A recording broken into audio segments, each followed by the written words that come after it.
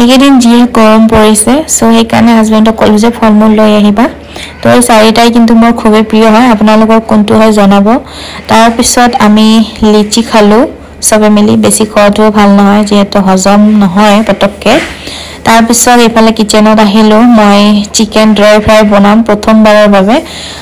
বেটাই মানে কৈ আছে ভালে কেইদিনৰ পৰা তো ভাবিলো মই হাজবেণ্ডক ক'লো যে ঘৰতে লৈ আহিবাচোন মই এবাৰ নিজে বনাম কিন্তু হাজবেণ্ডৰ মানে ভৰসা নাই আৰু বিশ্বাস নাই আৰু মোৰ ওপৰত জানেনে ইমান দিন হলো তথাপিও বিশ্বাস নকৰে মোক কি মোক মানে কৈ আছে তুমি জানো পাৰিবা আচ্ছা কৰিলেহে পাৰিম ন যেটো বস্তু নকৰো কেনেকৈ পাৰিম কওকচোন আপোনালোকে এটো আৰু কথা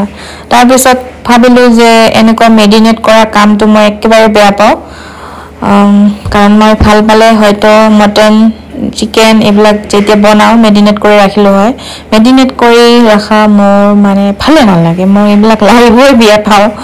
তাৰ পিছত কি হ'ল কাজিয়া লাগি গ'ল না এইখিনি কৰোতে মোৰ মানে মোক কৈ আছে তুমি এটো চিকেন ড্ৰাই ফ্ৰাই কৰিবা নে সবজি বনাবা নহৰু পিয়াজ দেখা পালে যে দিয়া তো মই কি কম আৰু যেহেতু মই প্ৰথমবাৰ বনালো সেইকাৰণে বেছি ক'ব নোৱাৰো যদি কিবা বেয়া হৈ যায় সেইকাৰণে মই চুপচাপকে মই নিজৰ মতে কাম কৰি আছো তো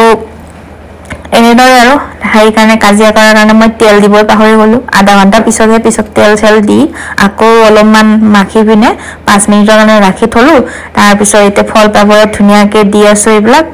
দি ওপৰত অকনমান তেল মানে এনেকে কি কৰি আছো আৰু মুছি দি আছো তেলখিনি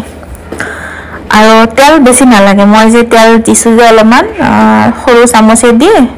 1 চামুচ আৰু অলপমান দিছো আৰু 1.5 চামুচ তাৰ পিছত এতিয়া মই 180 ডিগ্ৰীত মানে এটো ফ্ৰাই কৰিম আৰু 20 মিনিটৰ কাৰণে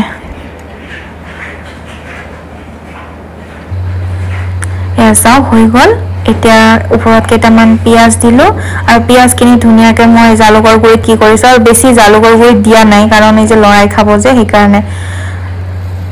আৰু ইমান ধুনিয়া হৈছে কি কম মানে কি কম নিজে আচৰিত যে ইমান ধুনিয়াকে যে বনাব পাৰিছো কি কম ভাই মই নিজৰ প্ৰশংসা নিজে কৰো কাৰণ মোৰ প্ৰশংসা কৰিবলগীয়া কোনেও নাই মানে হাজবেণ্ডে কৰিছে বাৰু লাষ্টত কৰিছে কিন্তু তাৰ আগত মোক ধুনিয়াকে কথা শুনাইছে ন হেতুৱে বেয়া লাগে মনত এইটোৱে দুখ লাগে মোৰ যেন হক মোৰ ধুনিয়া লৰাটোৱে খাই আছে আৰু পিছফালে হাজবেণ্ডে ঝাড়ু দি আছে লেটৰা কৰিছে বেটাই তাৰ পিছত চাওকচোন ইমান ধুনিয়াকে হিজিছে তো কেনেকুৱা পালে আজি ভিডিওটো জনাব আৰু ভাল লাগিলে লাইক কমেন্ট কৰিব লগতে ফলো কৰিবলৈ নাপাহৰিব আজিলৈ আহিছো বাই বাই